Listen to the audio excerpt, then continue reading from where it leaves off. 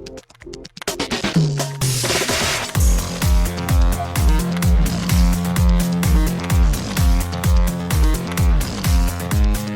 and welcome to Too Fast, Too Forever. There's all kinds of family. We chose this one. This is episode 206, Hobbs and Shaw, Lap 9. I'm Joey Lewandowski. I'm Joe, too, and this episode's brought to you by Jacobs Mini.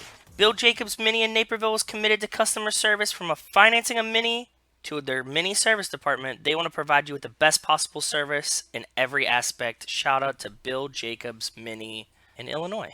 Go there. Well, shout out to Bill Jacobs, and welcome to Too Fast, Too Forever. After the break, we are talking about Hobbs and Shaw, not for the 9th time, but for, I don't know, 6th, 7th, 8th time? It's a lot. I was thinking about that, too. Like, how I was like, because we were watching, I was like, oh, this is about the 9th time I've watched this. And I was like, it wasn't 9, but it's still like... I've logged it 8 times on Letterboxd, and I think when we were doing it early on, there was one time I watched it that you didn't. So I think you've seen it... Okay. You've seen it 7. I've seen it 8. We've talked about it 8. Okay. Which is still a lot. It's almost 9. Yeah. Because there was the also added little wrinkle when it first came out. When F9 came out, we did an episode immediately. We didn't do it immediately here, just like a little teaser. So I think that was an extra. Like we maybe did 7 full episodes. I don't know. Who cares? It's a lot. It's too many. Joe, Yes. Extracurricular activities. What have you been up to since we last spoke? I just got back. I spent the weekend in Pittsburgh. I had a fun time sports weekend before the weather gets really bad. So we went home this weekend with one of my buddies that I work with here, and Matt met us in Pittsburgh. And we went to the Penguins home opener on Saturday night, which was a fucking wonderful game. It was against the Chicago Blackhawks, so our old goalie that won 3 Stanley Cups with us, Marc-Andre Fleury, now plays for them, and he started against us. We scored a goal in 15 seconds. It was 4-0 by the end of, by the middle of the first period, so 10 minutes into the game. They pulled him, and we just had a really nice night. You know, when you're in a hockey game and they were just very dominant. So my dad actually joined us, and we just sat there. We kind of bullshitted, watched the game very loosely, but it was relaxing. Considering the second half of that story went to the Steelers game Sunday night, and that was a fucking nail biter. They won in overtime, right? They won in overtime in a very chaotic way. Neither team scored on the first drives. Then Seahawks got the ball back. TJ Watt strip sacks him. Chris Boswell kicks the game-winning field goal. We were standing in that end zone watching it. I saw it go through right in front of me, and I had a very, very, very good time. But yeah, it was more nerve-wracking than it needs to be, but that's kind of the Steelers' MO. When we were up at the half, I was like, yeah, this probably isn't going to go as smooth as we hope it would, and it didn't. But it was a fun game, and Sunday night... Oh, another cool thing was it was alumni weekend for the Steelers, so they brought back a bunch of old players, and they gave the new Hall of Fame inductees like Troy Polamalu, Alan Faneca, Bill Cowher, they gave them all their Hall of Fame rings at the halftime. So it was them, and then Mean Joe Green and Santonio Holmes and everyone, James Harrison, were all up in the box with the owner. So there was a lot of classic Steelers there. It was a cool moment. And the guy, did you hear this yesterday? The guy that does, I forget his name, you might know it, but the guy that does the NFL Hall of Fame stuff, the really huge guy, you know who I'm talking about? He always kind of hands out the jackets and knocks on the doors. Sure. Yeah. David I forget his name. But he Sable? No, David. I think Sable was the guy with NFL Films. I don't know if that's the same guy you're talking about or not. No, it's this huge guy. It's always when they show them, they're they even had it when Peyton got his induction. He was on, the broadcast, and this guy comes out. When you see this guy, you're oh, he's we're inducting you into the Hall of Fame. And he was there to give out the rings and then immediately retired the next day or something. Huh. I mean, he's the face of the Hall of Fame inductee stuffs. I always see him on TV. I forget his name, but he's just this monstrous dude, and he knocks on your door, and yeah, it's probably the last time he does this thing. So I was that's pretty cool that he retired the next day.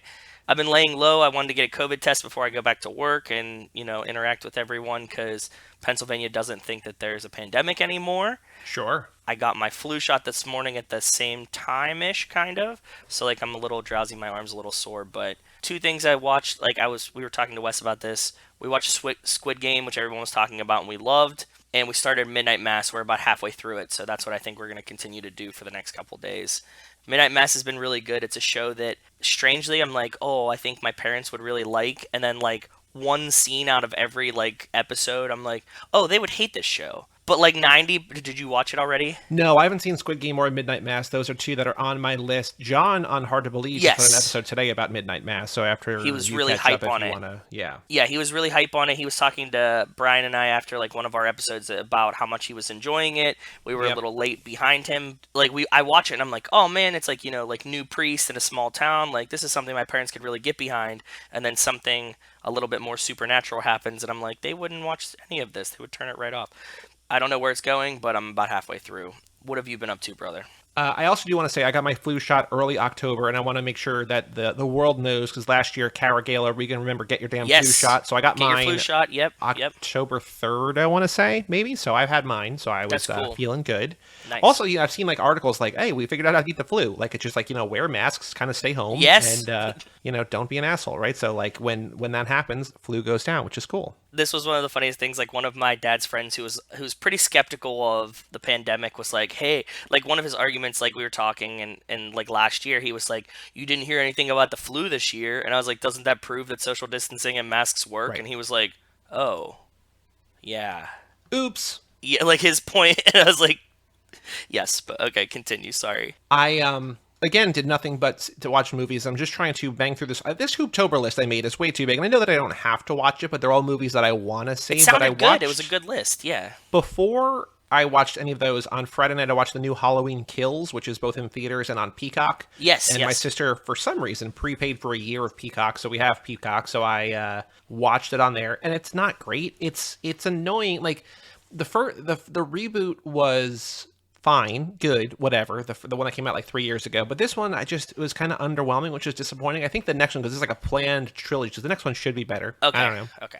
I also watched on Peacock that same night. I never used Peacock other than like I use it a all couple the time. minutes at the Olympics, because I know you were watching the Olympics on there a lot, right? I watch the Olympics on there. They also have Premier League soccer in the mornings on Saturdays. Yep. There's a couple shows that like Rachel and I watch. Like we were watching Ghosts on there, so there's like a couple of these like random shows. But we use it way more than I thought we would. I borrow my buddy's because he has it for soccer, and I went, and I think it has like Love Island or something too. So like there's like a bunch of different realms that I wouldn't imagine all together, but they have all of them. So I like never use it. Like there's stuff on there that I know that I would watch, but like I wouldn't mind watching like Premier League, or if I had been more into the Olympics, I would have watched it then. But I'm just like, I've had access for a while. But then I watched Halloween Kills and Good Timing with Joe Firestone. So Joe Firestone, who is the female lead in Joe Para Talks with You, she has a special out where during the pandemic she was giving, or like over the last year and a half, she's been giving an online, like a Zoom comedy course to senior citizens.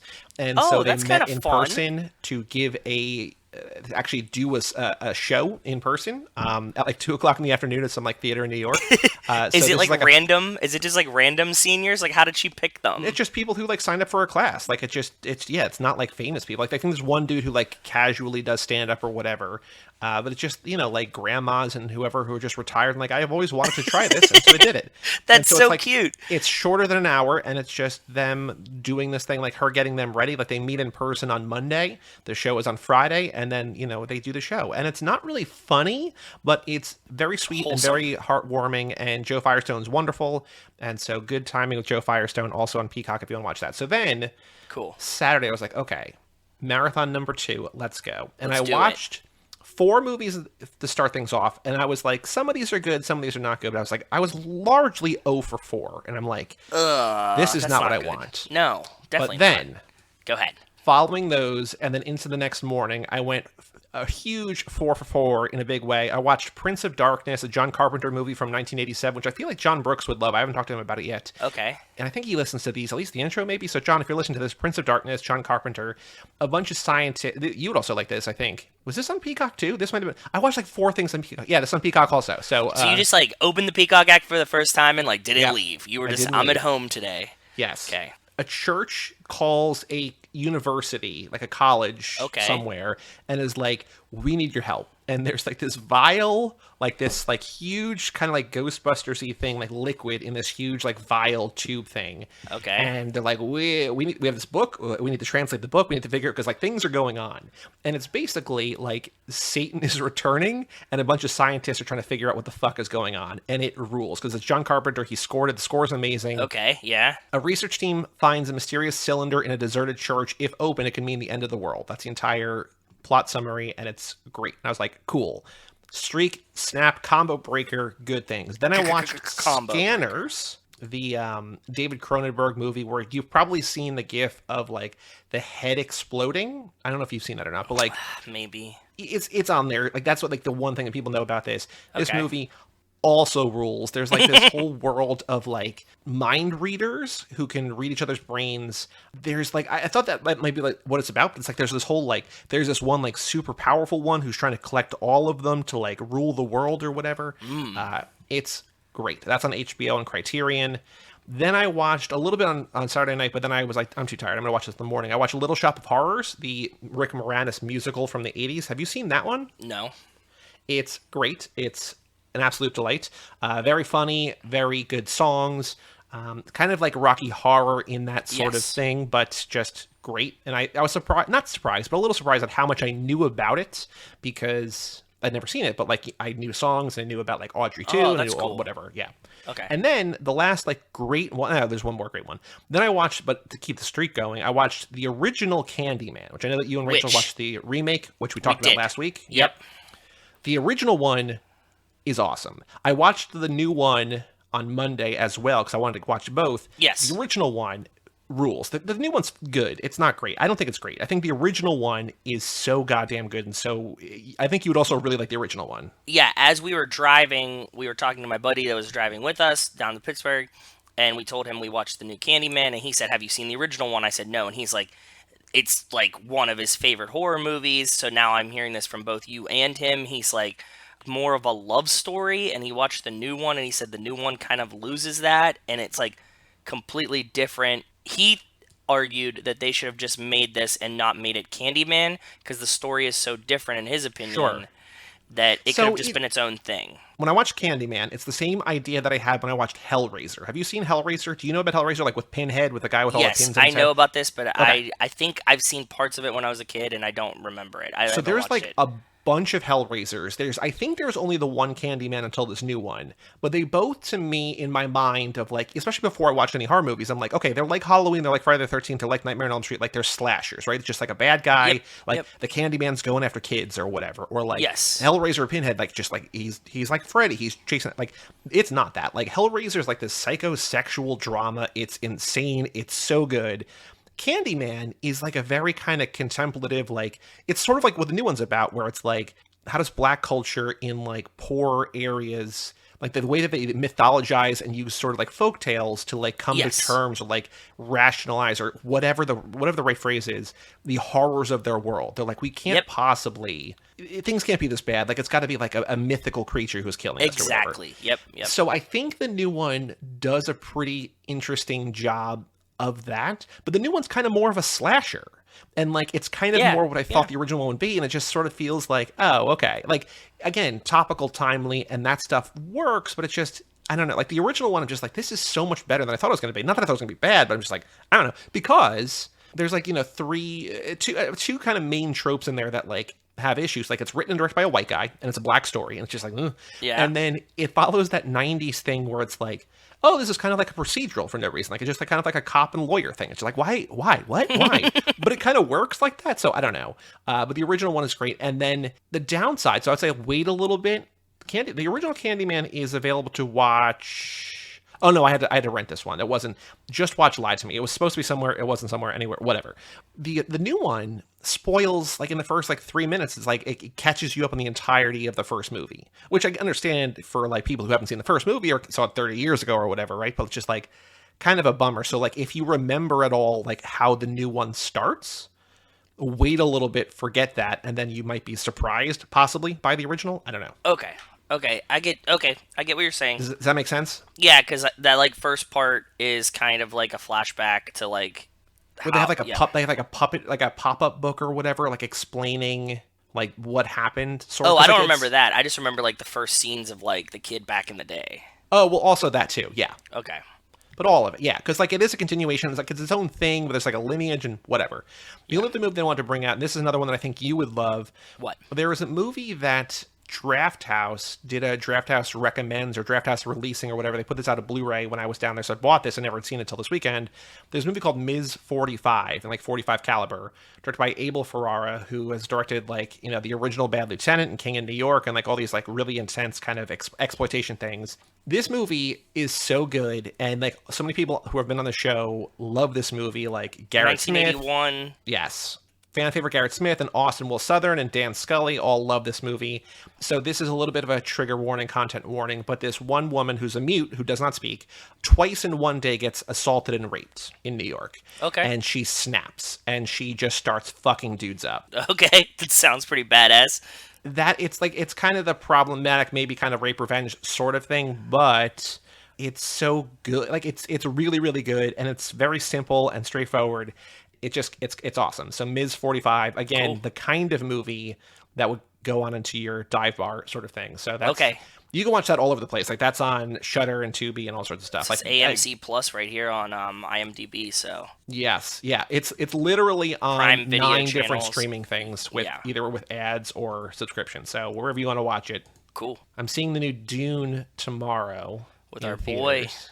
Yeah, with Chalamet. Timothy Chalamet. Yes. I don't think I did anything else, though.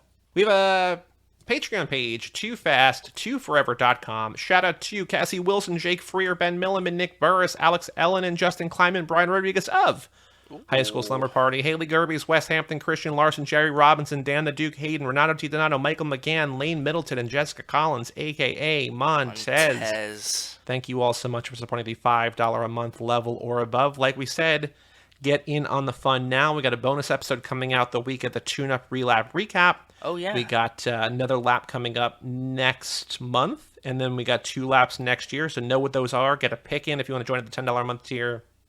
Too fast. TooForever.com. We also have an email address, family@cageclub.me and Joe. We have no emails, but we have 2 things from Twitter that I want to talk about. Please, go ahead. I know So what first, Lane, new listener and new patron, Lane, gave us his rankings for the movies. they are. Cool. So Lane has, from the bottom up, number 10, apologies to this episode, Hobbs Shaw in the 10 spot. Okay. Fast and Furious, number 4 in the 9 spot. Fate in 8, so 8 in 8. 7 in 7, which feels Low. kind of low. Okay. Then 5 in the 6 hole. Fast 5 as a 6th favorite Very movie, which low. seems very low. Very low. Number 5 is the second movie, Too Fast, Too Furious. Okay. Number 4, he has Fast and Furious 6. Number 3, Tokyo Drift. Number 2, the highest we've had it yet, F9. That's really And then high. his number 1 movie is the original, the Fast OG. and Furious. Yeah. 6 is kind of low, but I can see the Tokyo Drift thing because people love Tokyo Drift, but 9 is really high. That's really Yeah, high. 9 is really high at 2. The previous high we had was 3. That was someone who had written in, and Corey, that's guys Corey Driscoll, had it at 3, and also Wells has it at 3 too, but 2 is breaking new ground. The average rating now is below a 5. It's a 4.86, and again, a lower number is better there, so Yes. Yeah, golf people score. feeling F9, I guess. But thank you, Lane, for tweeting that at us. I did love F9, man. I do. I'm going to talk about in this episode. We'll talk about Hobbs and Shaw in the greater scheme. But then the other thing was that Reaction Rocket. I don't know what Reaction Rocket's actual name is. So his Reaction picture Rocket is works just for us. it's Han, just Reaction Rocket. Yes. Did a 2-tweet little thread. Yep. I think we're all going about this Toretto heritage thing the wrong way. It's not an actual family, but a group of elite operatives. Toretto, where each letter is like an acronym. The organization, and then for the reform and elite training of tactical operatives. So the organization for the reform and elite training of tactical operatives. He says Toretto recruits orphans to join their family and trains them to be highly skilled agents. This explains how Dom and Jacob can be, quote, brothers, and why they're so skilled at so many things. They are both agents of Toretto, which is, of course, run by Mr. Nobody. That is insane. I really, really like this thought experiment. I think that they would have had to have known Mr. Nobody before that, but also he's so underground, maybe not. But I do like that this is a great way to explain away, like, how does Jacob look so different? And like Mia really doesn't look like Dom either. And like the kind of expansion of the family, the word family. I like it. I like everything about this tweet. This was great, and I saw it this weekend. And I was mind blown. GIF, just it was awesome. So thank you, Reaction Rocket, and also thank you, Lane, for tweeting at us. If you want to get in touch with us, either at Too Fast Too Forever, just about everywhere, or family@cageclub.me, sending your thoughts, and we'll read them, talk about it on the next episode. Joe, on the streets, news about the Fast and Furious. Have you seen anything of note in the last week? No, I have not seen anything about the Fast and the Furious. There's a new Black Adam trailer out that The Rock put out there. Okay, yes, I did see people reacting to the Black Adam trailer, but I didn't want to watch it because I know that I will see it anyways, and I figured we'd probably see it and cover it. So, so I was like, don't need to see the trailer. Yeah, it was from the DC Fandom Day, and so they did like a trailer for that, and the new Batman, and the Flash, and a bunch of different things. I saw a clip from the new Batman one too, and somebody, because we were like, I don't know, maybe in a bar this weekend or something, and Matt was like, "What is this?" and was like, "New Batman." He's like, "Who's Batman?" And I was like, "Robert Pattinson, motherfucker!" Like, I've been screaming about Robert Pattinson being Batman for so long, but it's been like 2.5 years, I think, probably since I it's been know, announced, or at least 2 years, right? Like, and I've been hyped pandemic, for it, right? Yeah. Yeah, like of these people, like I've been like, every time somebody brings up the new Batman, I'm like, fucking Robert Pattinson. I can't wait for Robert Pattinson Batman. And like, you guys are just ignoring me out here. Well, my actual friends, maybe not you guys listening, but now you know how I feel. Yeah, exactly. They're doing what I do to Joey all the time. I reached out to Kevo, not about DC, but also this past week, Marvel and Disney delayed like 12 movies or something. Again, yeah, I know he was upset. He was upset because of his plannings to their plannings last time. I reached out to him. I was just like, from one planner to another, I want to, extend my condolences. I can't imagine how many internal documents, up in quotations, you had to update. He's like, actually not that many, because I figured something like this was going to happen. Good. Like, I don't know why, because like the weird thing is that like the box office numbers for a lot of bigger movies are kind of back. So like, unless Disney is forecasting another downturn for some reason, it does feel like, I mean, I know that not everybody's going back to the movies, and like some people might never go back. Yeah. But it feels like with the last few, and with like big movies coming out soon, things are kind of as good as they've been in a while. So I don't know why now they delayed it, but I'm guessing it's that we're finally hitting the production lag that we lost during the pandemic, is what I'm just taking. Like, I have no evidence of anything about this, but that's what I'm guessing is happening. And so they did what Disney normally does, or any of these like huge studios do, is they just like have all their weekends that they staked claim to, and so they just like slid them back or whatever. So yeah, I think there's like 5 or 6 months between the Eternals in November and when Doctor Strange now comes out in May.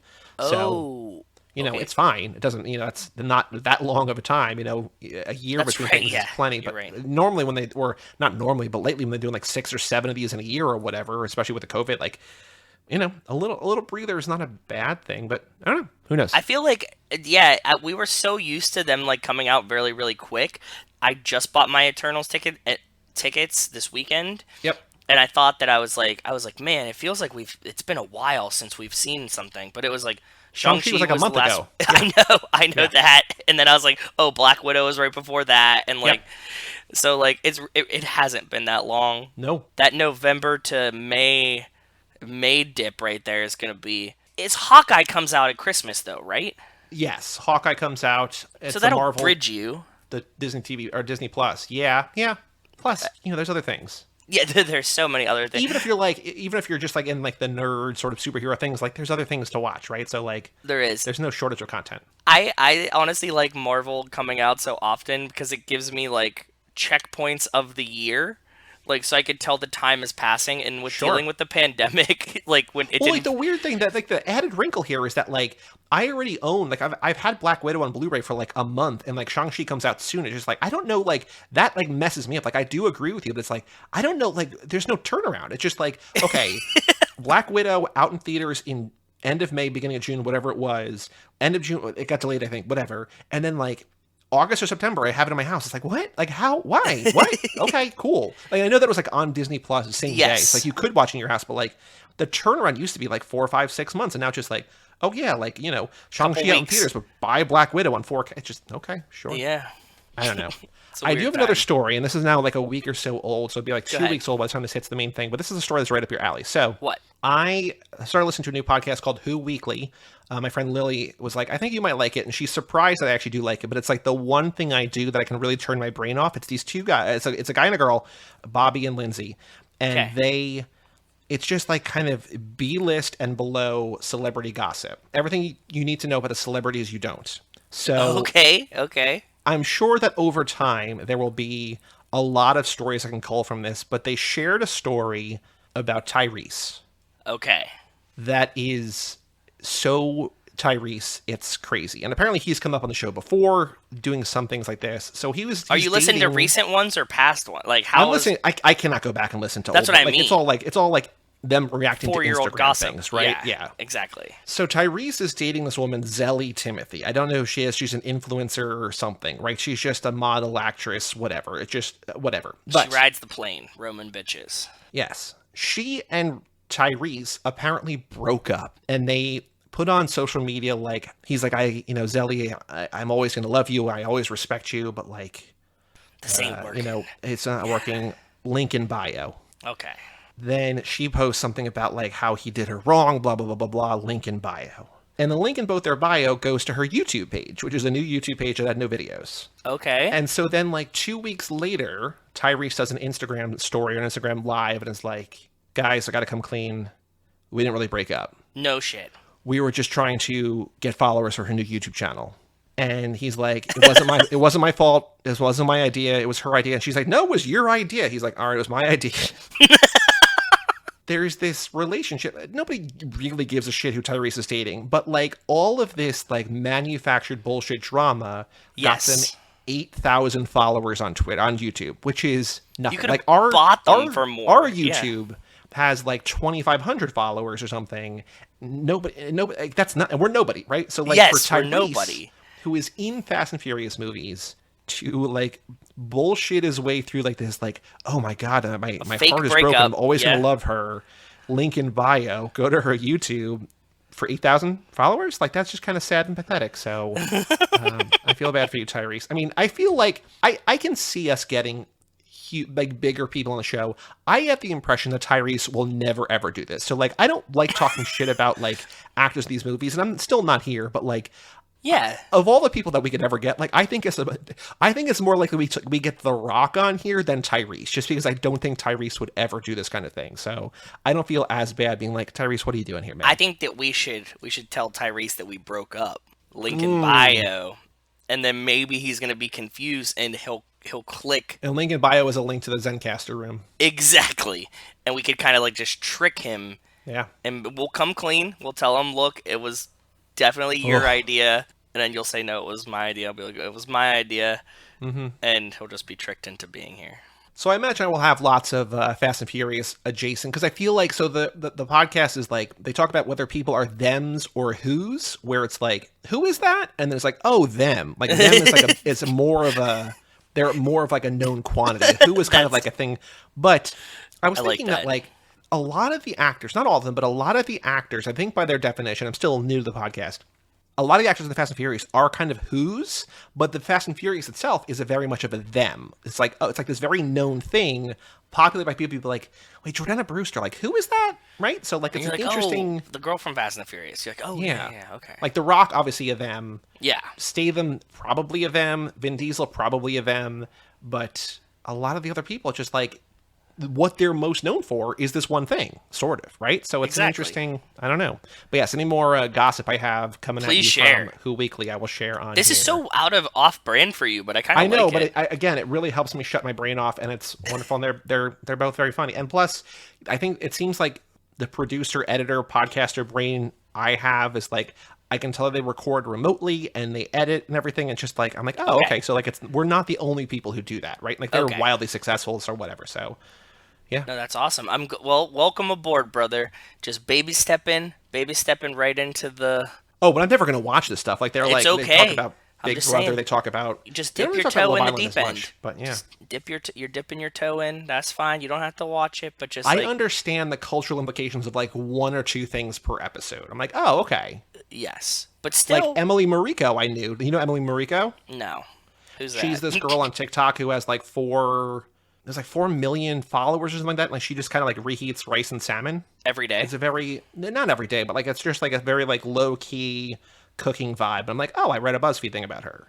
BuzzFeed Tech. I want to clarify, but it's just like that's like the one thing I knew her and I knew Tyrese, but it's just like I don't know like who the fuck any of these people are. So yeah, Okay, I don't know. that works. Who Weekly. That's all the news I got, and that's not even news. It's just a trailer and Tyrese being Tyrese. Yeah, exactly. Whatever. Joe, Fast and Furious Minute. The final thing to do before we take a break is the Fast and Furious Minute for Too Fast, Too Furious. Minute 32, a minute I called Bumper Cars. It's a good name. Oh yeah, you think you're the bomb room?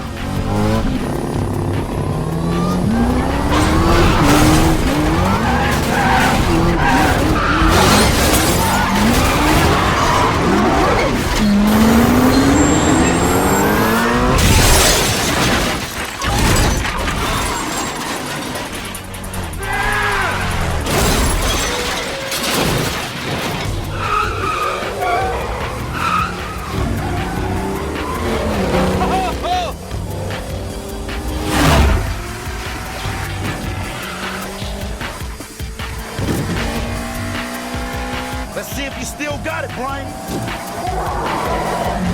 All right, Rome, I got something for your ass.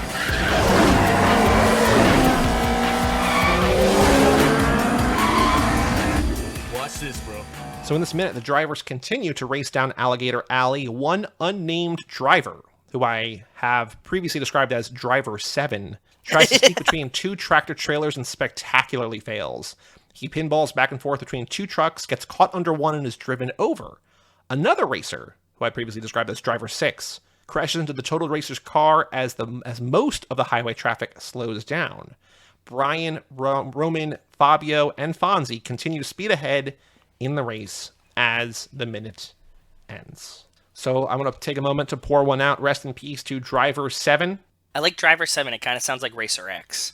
Yeah. There's like a nice flow to it. I knew that these people didn't matter, and then the movie doesn't even give a shit like what their names are, just four dudes, right? So yeah, exactly. Do you think he could have survived if he had braked? He pinballs once, right? Like if he slams on the brakes, he has a much better chance of survival. Sure. I don't know if he does or does not survive, but you should brake. Like going continually forward was the worst option, and that's sure. Yeah. He chose violence that day, so that's what he got. So I was trying to figure out what happened because I think it's easy to assume and right to assume that like the other racers are fucking with these tractor trailers, right? Because there's like 8 cars doing like 150 miles an hour or whatever down Alligator Alley, and you're just trying to like not hit these cars, right? As like a normal driver or truck driver or whatever. Yeah. As I'm watching this, like the tractor trailer on the left, if you're like in the driver's seat behind them, the one on the left is kind of straddling 2 lanes, and I'm like, is this guy like drifting or like, I don't know why. I think that sometimes this happens, and I've seen it happen before.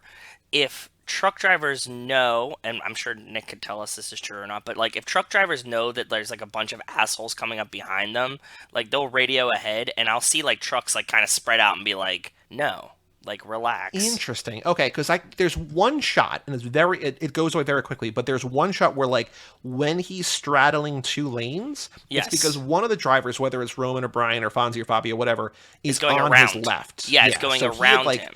Yeah. Veered right to not run over the guy or not get hit by the guy or whatever. And so I think whoever's going past Driver 7 essentially leads the like domino effect into his death because he's trying 2 lanes to avoid the other racers. But then when the car's like pinballing back and forth, he's in like 2 other lanes. Like he's like gone back the other way. So maybe that's what you're talking about. Maybe it's like, trying to like spread out or I don't know. But kind of like run defense. I'm sure that they've been fucking with everybody on this road, right? So, like, I'm sure that they pissed off some other truck drivers beforehand, like just being assholes, cutting people off, sending other cars in front of the truck type situations. So, like, as they're going, because we start kind of near the middle / end of this part of the race, right? Yep. I have no evidence for it, but I'm guessing that, like, somebody might have called ahead, said, hey, watch out for these assholes, they're coming up on you. And these truck drivers are like, well, fuck those guys. They need to slow down. They're being assholes. And they kind of spread out, kind of drive side by side just to kind of run defense against these guys because they're being assholes. So there's two other weird things that I noticed about the behaviors in this. Number one, and I don't think it's that weird because they probably don't know what happened, but like Brian and Roman are like having a ball. Like they're just giddy. like laughing and giddy, and Yep, like a through this dude death. just died, Yep. right? And it's like, okay, maybe whatever. The other thing is that, and we saw this kind of in the first movie too, that the truck driver literally drives over a car, right? Like it pinballs back and forth, Oh, yeah. drives over the car. Because he becomes like perpendicular to the tires of the car. Yep. Sliding. Yep. And the truck just goes right over the roof of it. And neither truck driver stops. No, they didn't. They just keep going. And like we talked about this in the first movie when Vince tries to, like, you know, when the truck driver shoots Vince that kind of off, made sense though. he keeps going. This is like, why? Because like driver 7, his car gets fucked up. He presumably gets killed.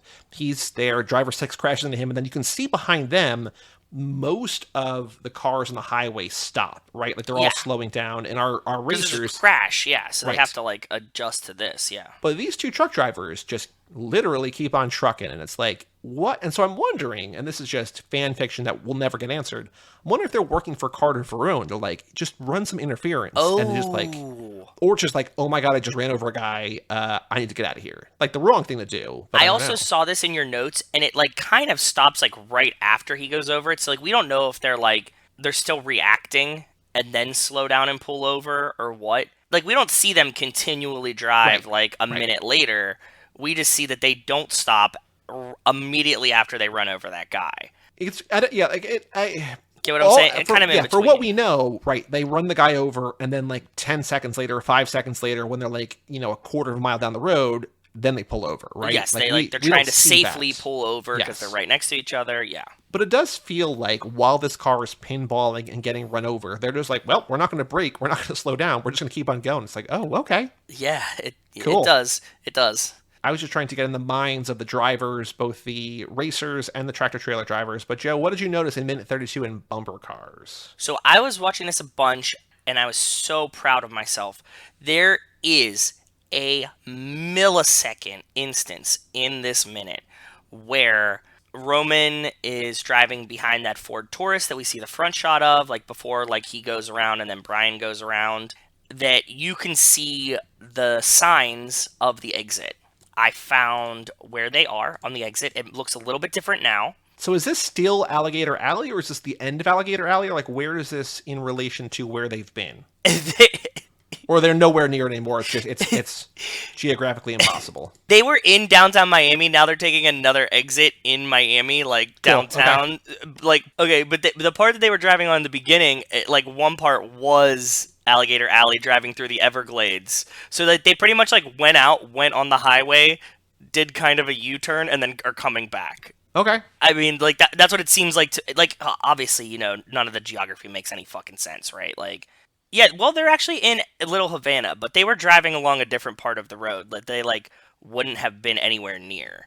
Because like this part actually makes the most sense. It was that middle part that they were on Alligator Alley that made no sense. Right. Yeah. Like they just had like a shot of them being on this nice straight road there, but like Carter Verone's house and this exit would make sense, but they like the in between road didn't.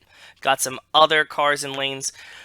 So something that was very interesting to me this time, and I'm sure a lot of movies do it. I know it's not this is not the first one.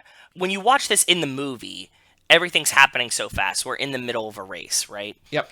In this movie, it is edited perfectly that every time that Roman and Brian are talking to each other, that is happening simultaneously of the parts of the cars that we're seeing. And it was jarring watching it pause, click, pause, click, pause, click. You're seeing Roman and Brian drive up behind a car, go left around the car, and are kind of chasing each other. And every stop, you know, he's like, I got something for you, Brian. And like, you still got it, Rome? And like, then there's like 3-5 second scenes in between of them talking that is different than that. And so like, I thought that they were reusing clips of what was happening in the race. The monologue parts, I'll call them monologue parts, are dropped in between perfectly of what's happening in the cars. It's continuous. There's continuity there, but it feels weird because you're not missing the seconds of them saying something. It just like is just perfectly dropped in. Do you get what I'm saying? Yes. Yeah. So when I was watching this like in pause, slow motion. I'm like, we were like, the car was just there. Like, you're watching like the continuation of the scene, but we've wasted 5 seconds, and we know that like it wouldn't have taken him 5 seconds to go around this car. So it makes it weird when I was like watching it, and I kept having to go back and see if that was the thing. And the other thing to factor in, like, I don't know if this makes it worse or makes it better or not, but like if they're doing like 150 miles an hour, that means that every 25 seconds, I think, right? They're like 20 to 25 seconds, they're doing a mile. So in 5 seconds, they're going like a quarter mile. Yeah. Theoretically. And so when you add in that geography or that math or whatever, it's like, oh, that's another thing that doesn't quite make sense. Yeah, it was hard for my brain to like process like what was happening, because like I kept pausing, and then like I would see the cars are only moving like a very, very small amount. They're conveying speed well, but like in actuality, like the cars that they're passing are the same cars that you see from every perspective, because they're not actually going that far distance-wise, because the internal dialogue parts don't count towards the time that you're watching. Right. And they're also like, when Brian and Roman are talking to each other, like not only are they happening at the same time as the cars driving, yes, but they're also happening at the same time as each other. Yes, exactly. So because they're not actually four different things in the same 5 seconds, right? It's like Brian driving and Brian talking and Roman driving and Roman talking, and also Fonzie talking and also Fabio talking or whatever, right? So Yeah, and like, and all of these things are happening simultaneously, but the cars keep in the same pace. Like, you don't like go back and see like what they're all seeing at the same time. They just can just put you on the same path. So it was weird for me to try to like when I was breaking it down, it just like felt weird to my brain, because I've never paid attention close enough to notice that in the movie. And like, I feel like in like Fast and Furious 1, it kind of had like a flow, like especially even in the races, like Brian does something and that causes Dom to do something. So you have the time in the cars too, right? Like that's still lined up with, granted the race takes, 45 seconds, but it's like action following action. This is all happening at the same time. Right. So it was a little bit different for me. Anything else that you notice in this minute? Because again, like, it's weird like that there's a lot happening in that regard, and also not a lot because it's all over the same couple of seconds. It's all over the same couple of seconds. Not really good inside shots of cars. I was proud that I found the exits that look different, but added a couple new cars. That's pretty much it. So the trivia question that I have, and I don't know if I love this one, but I had a similar times, one. Go ahead. And I also can't think of another answer, so I only have 3 answers for this. But we talked about it before. What do the tractor trailers do after crushing one of the racers' cars? Do they crash into one another? No. Do they keep driving? Yes. Or do they stop on the highway, slowing down traffic? We don't see that, but the answer would be keep driving. But do you have another question? Do you have a better question? You have a different version of that question? I do. I was going to play along the same things, and I know that you don't normally like these, but we don't have one yet. Which car gets run over by the tractor trailer? Red Mustang Saline, the Corvette wrecks into it behind it, and then you can use 2 of the other cars from the thing. You know what I mean? Okay, so give me 4 colors and 4 cars with their colors, and we can do that as a question. It was the Red Mustang Saline. That's the one that does get run over. It was a black Corvette, which is up above. Yellow Dodge Viper, black BMW 323 IS. So, and the answer is the Red Mustang. Yes, that's, and I figured if we put the color in, that makes it a little bit easier, right? Like a little bit more fair. Because I won't be able to know the cars, yes. But exactly. The color, yes. But the color, and it's also confusing because like the Corvette hits it, and we haven't really asked a car question yet. I don't think this is too nitpicky of like what's happening because it's a big scene. So you probably remember the red car, but you also might not. Which car pinballs off 2 tractor trailers in Alligator Alley, leading to the driver's presumed death? The black BMW, the black Corvette, the red Mustang Saline, or the yellow Dodge Viper? And that's really like, yeah, if you put the colors like that, that's really just them asking, what color was the car, right? Black, red, or yellow. And the 2 blacks is a good thing because that's normally what we would do to be assholes, but it's not. It's not the right answer. So good triple reverse, right? Minute 32. We now have 34 questions on the Too Fast, Too Forever quiz for Too Fast, Too Furious, getting up there toward 50. Any other thoughts about this minute or anything else before we take a break? I'm ready to get out of this fucking race, dude. Well, the weird thing is that right before we started the race, we're like, I can't believe how quickly the race started. And now we're like 2.5 minutes in and just like, it's still going on? I mean, it's not that long, but it also feels minute by minute long, right? Yeah, it feels very, very long. I mean, we knew that from like the last movie and stuff like that, but I want to get to the boat house. I want to like look around there and stuff like that. This is John Singleton does a really good job of conveying speed, but he doesn't give us as much fun inside the cars that Rob Cohen did. There's not as many like dash shots and stuff like that. He's trying to keep like the movie running more so than like the cars are an element of his movie, not the movie is about cars. Okay, yeah, sure. It's much different when you're watching it, pause minute by minute, for my brain. So I'm excited to see something interesting. Well, let's take a break and let us come back and talk about Hobbs and Shaw.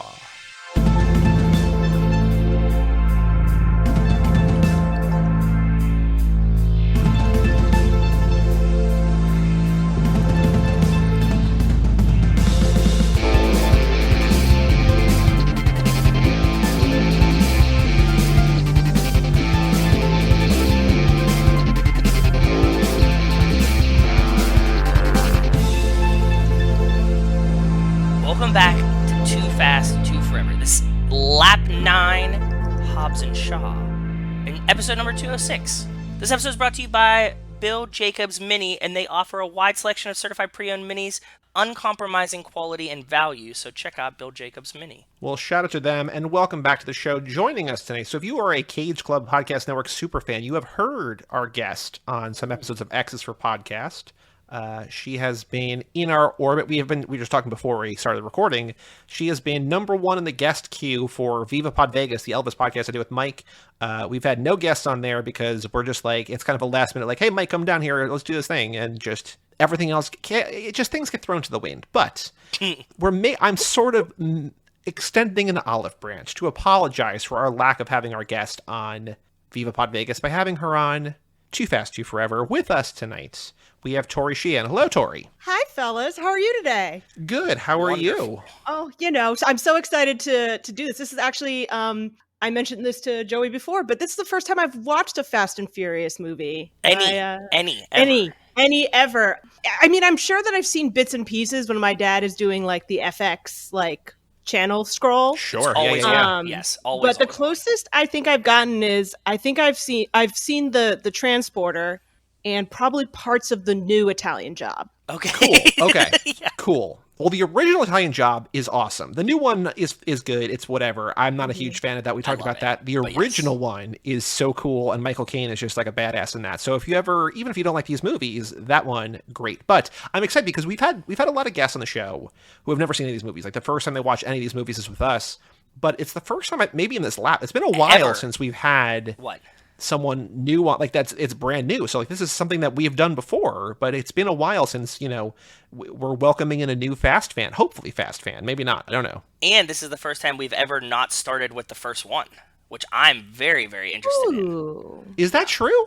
Yeah, we've never pitched like just a random one to someone. Well, because we've talked about a lot. But this fits. Right? I'm scheduling right now next lap, and so I messaged Tori. I'm like, do you want to be on? She's like, absolutely, as long as like it's okay that the closest I've ever seen is a transporter movie. And I'm like, well, actually, we don't have a guest for this week because, so Tori, this might sound crazy, but the first movie, the second movie, the third movie, the fourth movie, the fifth movie, and then this one all kind of could work as someone's first movie in the franchise. Yep. I have heard that the timeline's a little wonky with this, which is why I spent time being like, okay, when did Helen Mirren start being a part of this? Because she feels a little fancy to be here. So she, I don't know if you read the backstory, she just loves these movies and was like, in an interview, was like, I would love to be in them. And Vin Diesel was like, yeah, absolutely. Let's get Helen Mirren in the movie. So like, it's as simple as that. Like, this was her doing. Like, she's like, I want to be in an interview. Them. Yeah. And they were like, what movies have you not been in that you would like to be? And she's like, I love the Fast and Furious. And like Vin heard it. So, yeah. I love the Fast and Furious movies. Call me Vin Diesel. Yes, exactly. There's the movie, I think I've maybe mentioned this on here, but there was that movie that came out like 10 or 15 years ago that I don't remember being very good, but there's a movie Red, right? It was like a bunch of old people, like just like not old people, but like in their 50s and 60s, like shooting rocket launchers. And like, it's like Helen Mirren wants to be an action star. She wants to shoot, like, why would you not let her shoot a rocket launcher, right? Like, obviously. It's cool. Yes. Yeah. My dad loves that movie. It's got like Bruce Willis and Morgan Freeman and all these guys who are just a little past their prime, blowing things up forever. So now we normally, and that's a good transition here, we normally have a lot of top of the show questions about like your history with the franchise, some either or questions about characters, but like none of that really applies because this is like a sort of a standalone movie. So I just want to ask, because you're into, comic books and kind of like general like nerd kind of whatever. Like, not this is nerd, but like it's in the realm. Like, what kept you from these movies? Because like you're a pop culture kind of girl. Like, it just why have you never? Or is it just like you don't really think you're gonna like them? Like, what kept you away from the Fast and the Furious so long? Really interesting, and I'm going to say something that's probably very controversial. I don't watch boy movies. Oh. I really don't. And I haven't ever since I was a kid. Like, my number one is like, I haven't seen The Sandlot. It took me until 2 years ago to see The Lost Boys. Like, Okay. I haven't seen, like, there's just a bunch of boy movies that just completely pass me by because I have very little interest in watching guys do things where I'm just like, if you had one single girl of the same age around you, this shit would be solved in 20 seconds. Sure. Yes, yeah, a lot of the time. Big blow 'em up car driving movies aren't really my bag. I like a lot more. It's really interesting. I probably should have picked it up once it started being more than 3 movies because I actually do love continuity. I love getting deeper into characters and backstories and like who's like friendly with who because of what and what's going on. Like, actually, I probably would be really into that. But it just sort of, I think they also all came out like when the Marvel movies were coming out, and I just sort of had to pick one lane and stick to it because I didn't. I work Car in reference, theater. nice. Yes.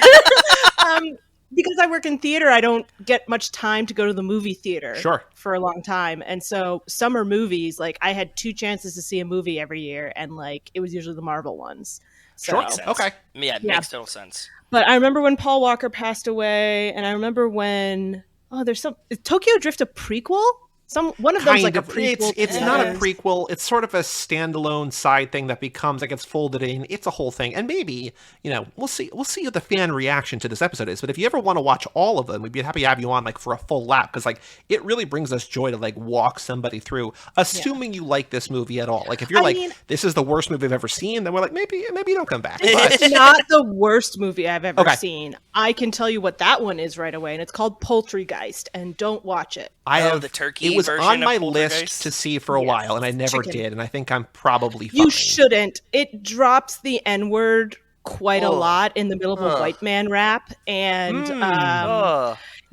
there's. I mean, my friends and I, we are hardcore horror people. Like, we all watched The Human Centipede 2 together. Sure. Okay. That's just fun. But we got about 5 minutes into Poultrygeist, and we were like, oh no, we got to tap out. Like, this is not fun horror. This is actual, like, I need to turn this off. It's hurting my soul. Well, that's unfortunate, but you are here now. Fine. This was a great movie. Hobbs Shaw is fantastic. I felt a little bit behind because they were mentioning things like, we did a job in LA, and I was like, this is where we would have a flashback to the previous movie or something. Well, so this is the weird thing. So like, there's obviously a continuity. And we compare it a lot to the MCU, which you're obviously familiar with, you mentioned before.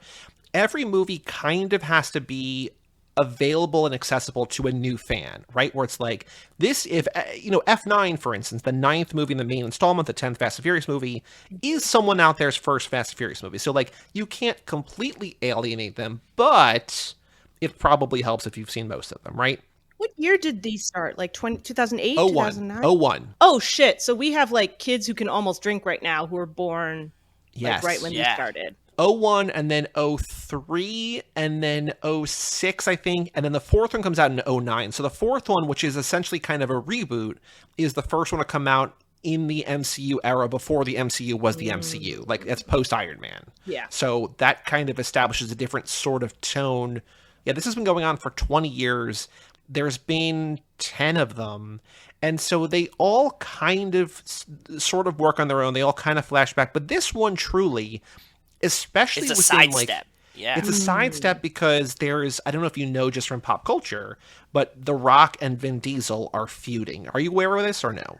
I was not aware of that. I loved The Rock. The same person who gave me so much Elvis also loved The Rock back when he was on WW, whatever letter follows that. Yes. And I'm like peripherally aware of things, but I'm pretty sure Vin Diesel hasn't been canceled yet. I think that one's Dave Bautista, but I could be also wrong.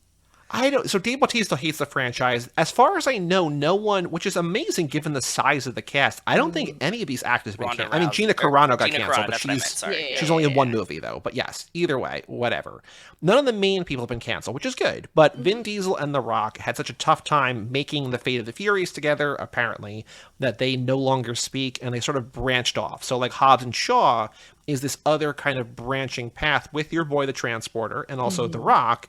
And so this kind of works as an introduction. They're referencing past things, but like if you ask these characters, it's kind of like this is our own thing now. Like we come from this world, but we're not really from that world. So yeah, maybe you want to know about the job in LA, but it doesn't really, I think they don't want it to impact your experience in the movie. I think it's more effective here than in most other movies in the franchise, I think. I don't know. I think it's really interesting because I actually was taken to see No Time to Die, the James Bond film, recently.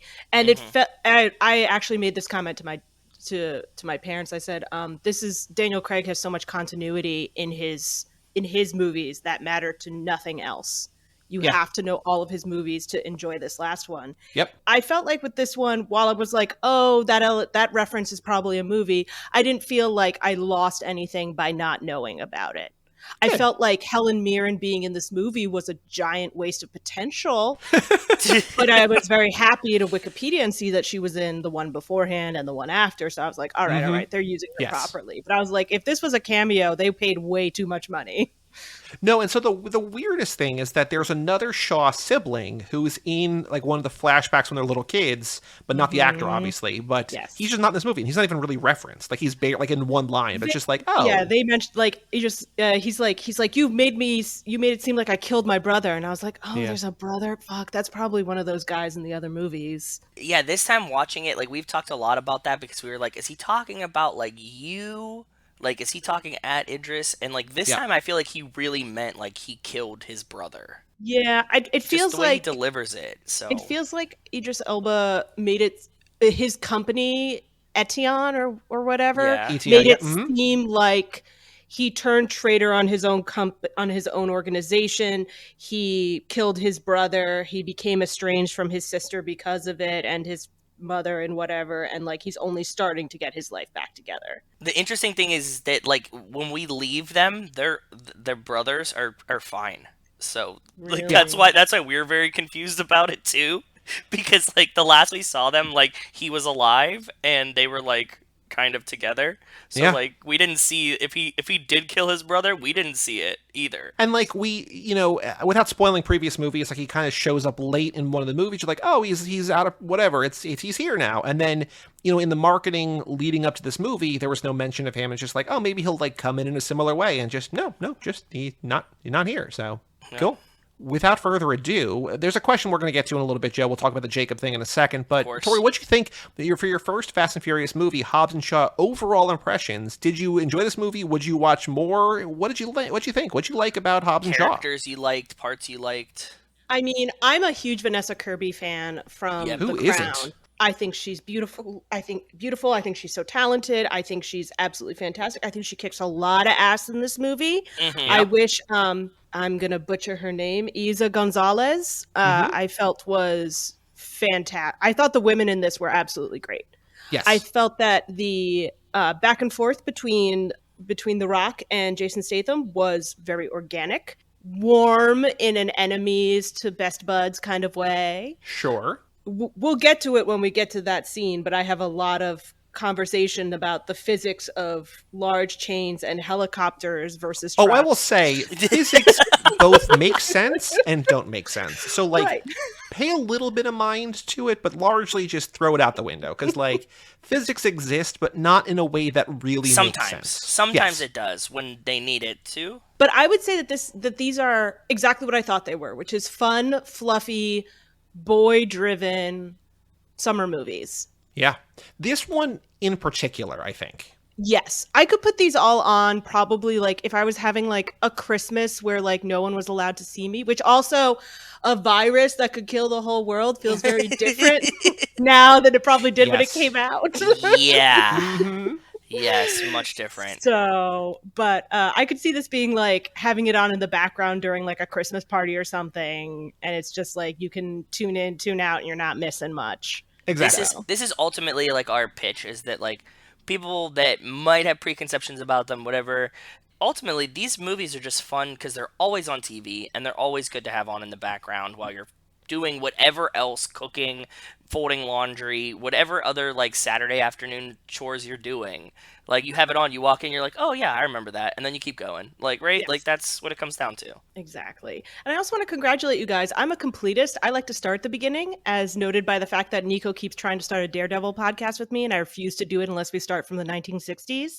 So getting me to start on a movie that is 9 movies into a 10-movie franchise is something I haven't done since I was 11 years old and read the 3rd Harry Potter book first. It feels. Well, I it will feels also right say here. it is the start of a new franchise, kind of. Like, there was a Hobbs Shaw 2 greenlit, so just think about it like it's the start of that, as opposed to the 9th installment and another thing. So, you know, Yeah. however you need to prioritize, however you need to, like, mentally catalog it, because I'm right there with you. It's like, nope, can't start this new podcast, gotta listen to the first 150 episodes or whatever, right? Yep. So, Yep. But it's I'm a right there divergent with you. path for sure. You did nothing wrong. You can feel very comforted in your choice. It's not.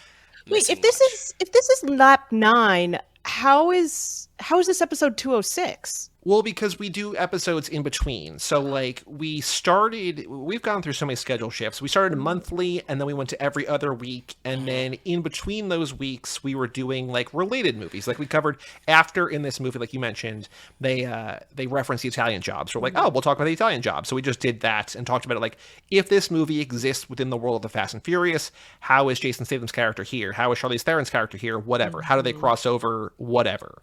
As time goes on, we became a weekly podcast, then twice a week during the pandemic, and we just did a bunch of other things. So we've talked about each movie 9 times, the newer ones a few times less, but we've also talked about more than 100 movies now by this point. So lots going Tangentially on. related.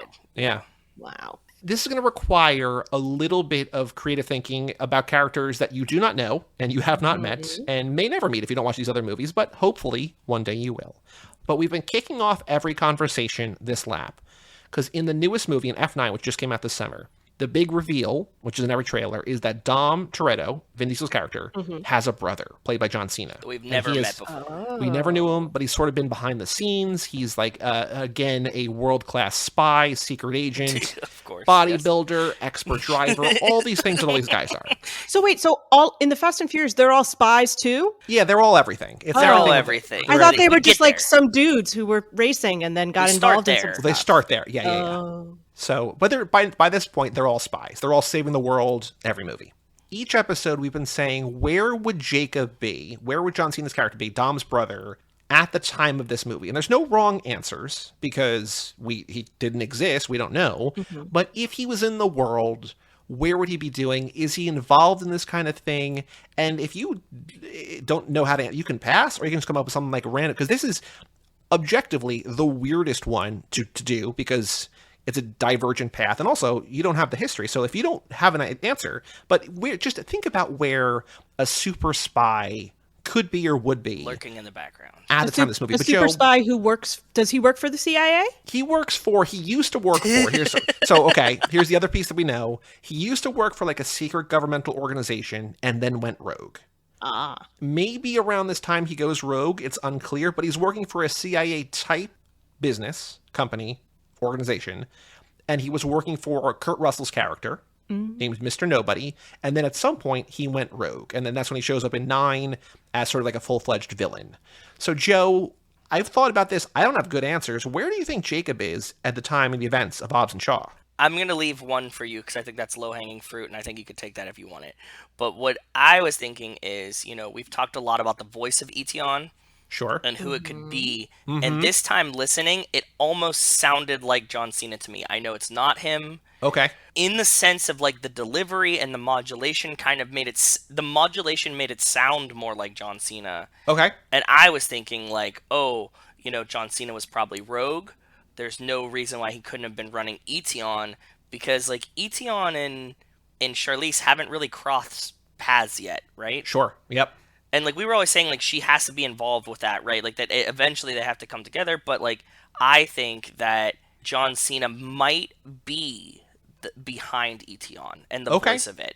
That's what I'm Fascinating. thinking. I'm curious now, what is your low-hanging fruit? What's the other option? What were you thinking? That Helen Mirren's in jail, so he's running whatever things Oh, that she was sure, running okay. because he says like, like whenever somebody Yes, has to yeah, pick yep, up yep. the pieces. So I thought that maybe he was doing that. That's Okay. what I thought was a little bit easier, but I think I genuinely don't even know where to begin because I feel like there are so many ways that he could, like, maybe he's also kind of working with Locke, like with Ryan Reynolds' character. Or maybe Yeah. he, like, runs into Dinkley or whatever. Or maybe he's, like, I don't think he's in Samoa. I don't think he's there. no, I think definitely that's not. Nope, I agree. removed. Yep. I don't know, because, like, this movie's very globe-spanning, globe-hopping, globe-trotting, whatever, but they don't really spend a ton of time anywhere until they get to Samoa. I think London. He got to be like London, right? Maybe, yeah. I don't really have a great answer. I mean, we've had him following the family and sort of, in I think, But they're in not here. 7. Yeah, I don't know that he's involved here because I think if he is following Dom, I don't know how much time and effort he's able to put to the tangential people that Dom has in his life, right? Like, Yeah. I can see him going after Brian or Mia or Roman or Han or whatever, but like to go after these guys that Dom turned to the family seems like a lot of work. And like, I just don't know that I don't know that he's in this world. Makes sense. Maybe he's the one who said to Mr. Nobody, why don't you go pick up that Jason Statham dude while you're over there? Yeah. So he's like helping do some advanced scouting or something. Yeah, because the CIA guy who comes to Jason Statham, the guy who comes to Shaw says that he's from Mr. Nobody, which I thought was a great option to get an Odysseus joke, but we just didn't get it in time. Oh yeah, let's bring all of the literature and all of the I've philosophical got allusions, so please. many tabs open on my laptop right now. Well, so we know that Hobbs, we know that there are some sort of very overt ones, but I based on the number of tabs, I'm sure that you have gone deeper than we've even gone on here. But yes, I kind of please want to go hear ahead. this new perspective. Yeah, Yeah. please. I can't speak yet on whether or not their philosophies match their characters because I really don't think they do. I mean, Hobbes' major philosophies are about the ways in which government can be organized in order to avoid civil war. But like he was hanging around in the 17th century. Locke, I would say, well, That kind he's of a tracks. he's a governmental man. Yeah, that's not your. So here, you could explain philosophers, and we could probably be like, yeah, okay. So, but yeah, for like the backstory we know for Hobbes, yeah, that works. yeah, and he's very like the English Civil Wars. He's one of the majors. Like Hobbes is the major one. That's why it's Calvin and Hobbes in the cartoon. John Locke is a major philosopher. Locke is Ryan Reynolds' character, which no one told me Ryan Reynolds or Kevin Hart were in these movies, and I was like, oh, hello, good morning. Yeah, Nice to those see are you. surprises for us too, which were blew our mind in the theaters. Yeah, IMDb definitely buried those names. Yeah. Shaw is a tougher one because George Bernard Shaw is more known for his plays, but he is considered a philosopher because of all of the different things that he put forward. His philosophy is that life is a vital force or impulse that strives to attain greater power of contemplation and self-realization. So I think that might work for Shaw, and that Shaw's in a very turbulent time in his life. Sure. We're gonna play at the end of the episode. We're gonna find out which Fast and Furious character you are, and there's descriptions for each that are basically astrological signs, where like they all kind of apply to everybody and also kind of apply to nobody. And so I feel like these also kind of apply. Like you could say that description of J.B. Shaw is also like Hobbes here being like I'm quoting Nietzsche, like I'm just I'm that kind of. I pulled it out and I was like, okay, he said Nietzsche. I actually have to talk about this on the podcast. It was a joke, but now it's real. Sure.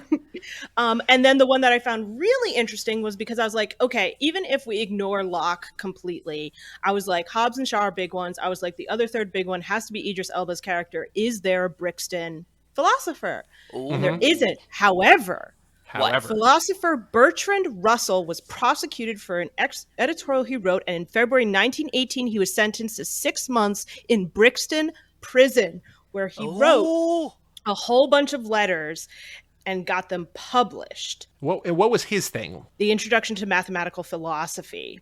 And Which I can he's see. a robot. Robotic, yeah. And then he made copious notes, which would become the Analysis of Mind, which came out once he was free again. So like AI.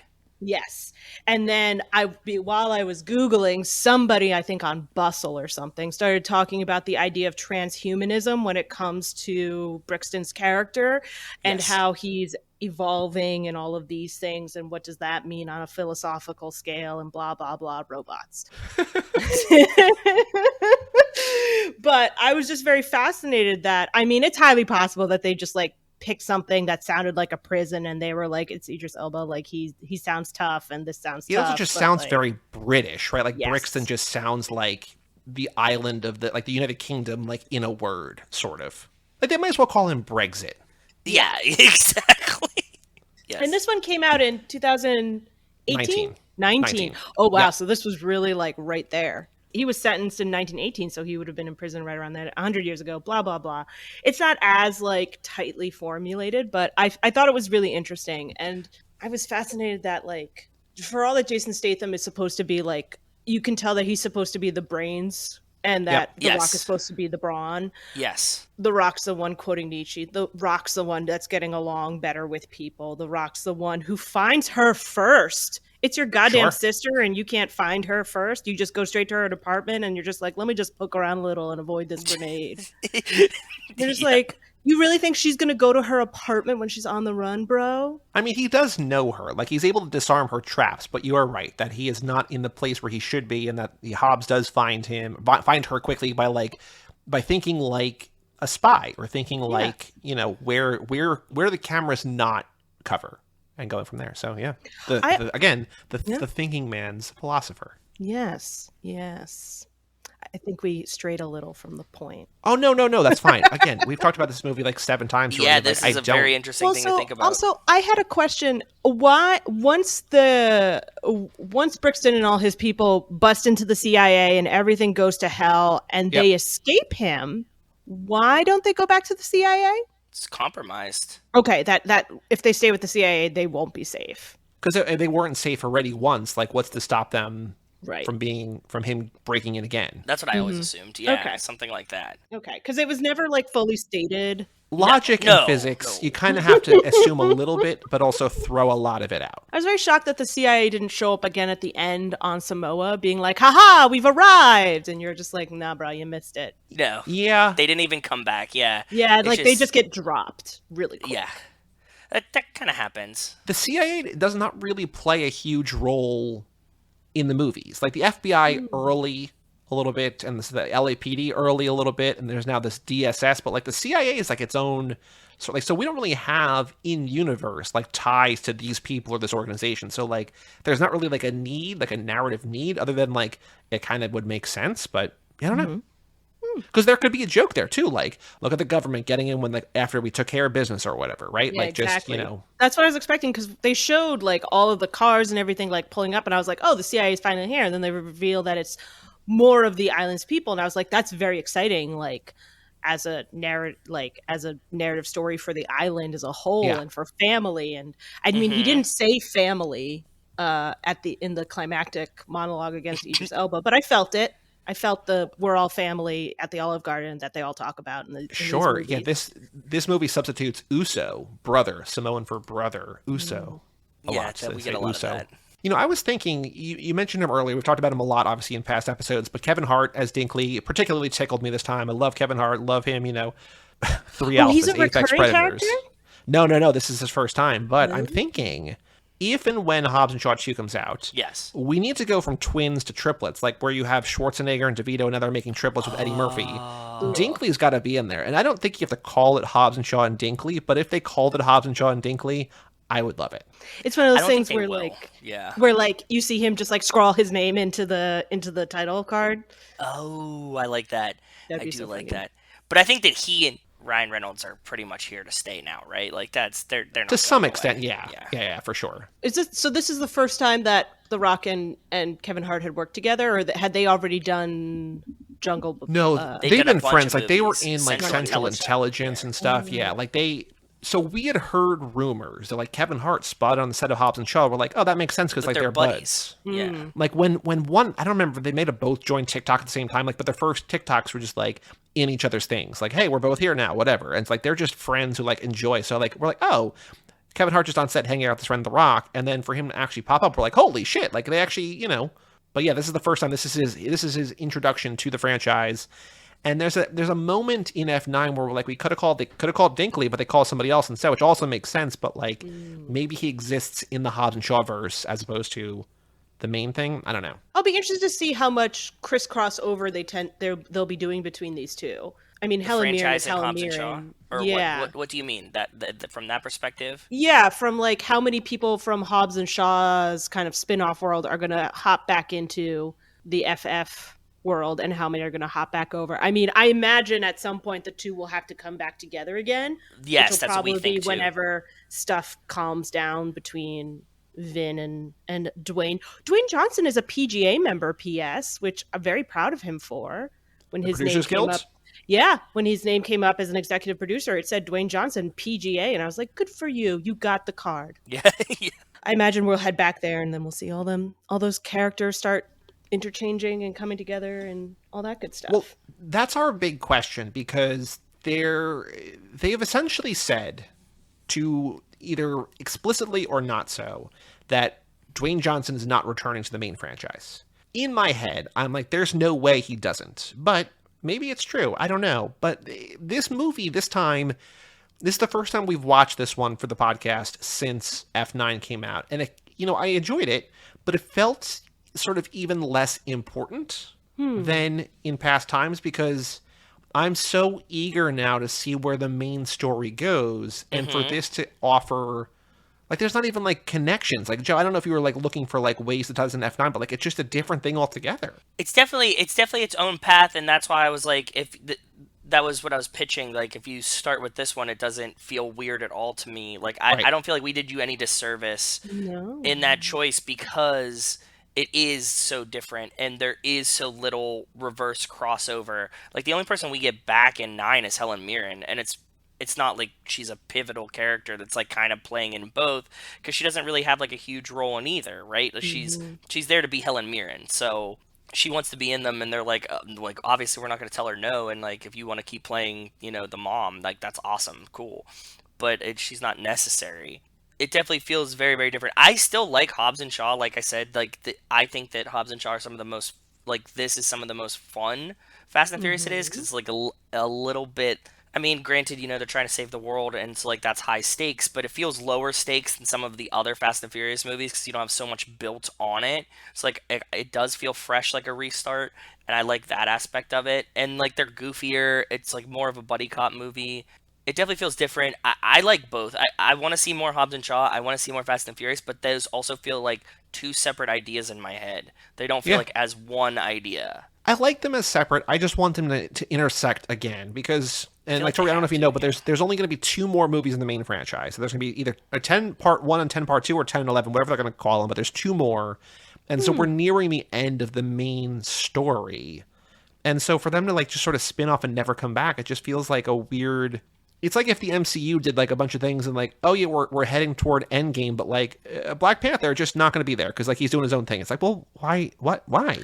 I mean, that's how we felt when Civil War happened and Thor just wasn't there and nobody talked about it. I'm fascinated that they're only going to do 2 more in the main franchise, because this always felt like something where you could just keep doing them, because as people age out and people age in, you could just keep going. So they have greenlit, like we said, the Hobbs and Shaw 2. They've also talked about an all-female, a Letty-led, a Michelle Rodriguez character-led spin-off that has been talked about for 3 or 4 years, that we don't know where that's going. Yeah. Oh, we talked about Black Widow for a decade. It'll come. But we also think, there's a cartoon on Netflix called Spy Racers, Fast and Furious Spy Racers, that Nico and Kevo have. They are, I think, the only people we know that genuinely like those, and that's sort of targeting a younger demo, and that also kind of envisions a future like you're suggesting, where it's you can, as people age out, kind of a sort of reboot, where it doesn't have to necessarily fully reboot, but you could be the next generation, and then if Vin Diesel wants to come back for a cameo,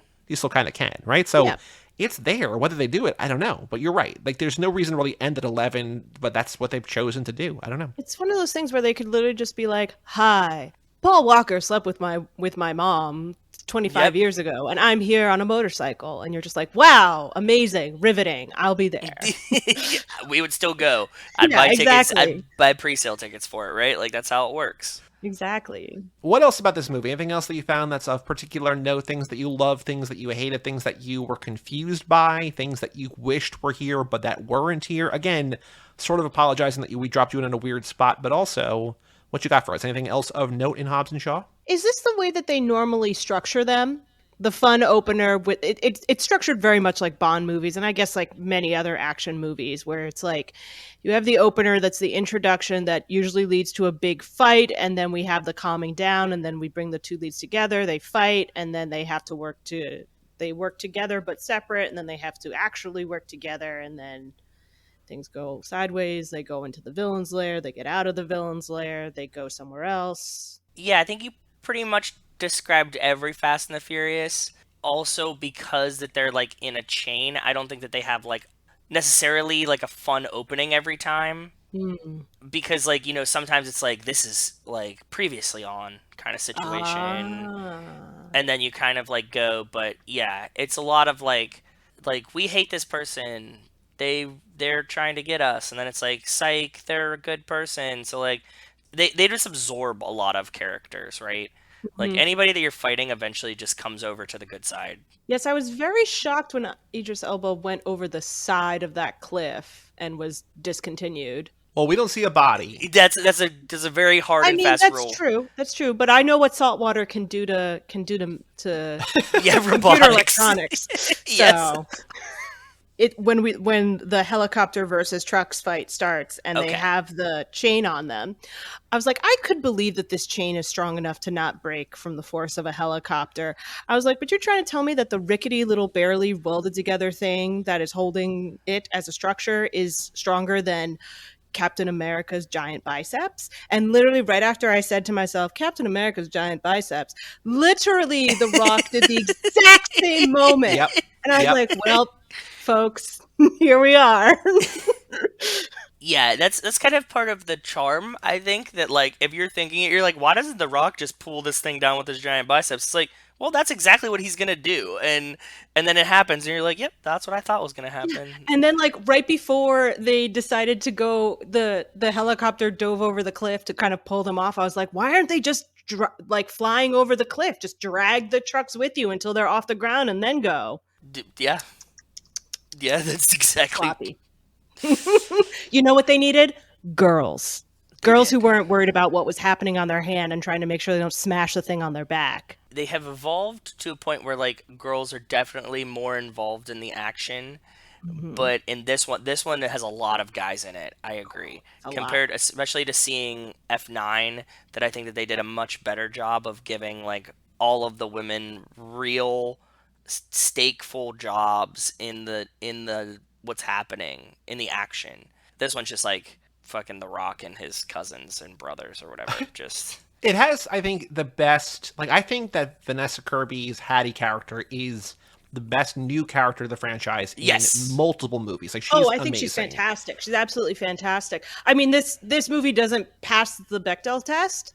No. So it's hard to. Well, that's kind of what I was like. It has some of the strongest, like, main, like the few characters that we get, like Hattie and Madame M, Magdalene, and then Queenie. Like, those are all like three great characters that just don't interact with each other, and like you just said, like you both said, just surrounded by dudes. And so it's like amazing women just surrounded by testosterone. And like, I love, we've talked about it before, I love that this movie starts with Hattie. It's just like, hey, here's a badass woman you don't know who's not only beautiful, but like can kick ass. And like, it's such an amazing introduction.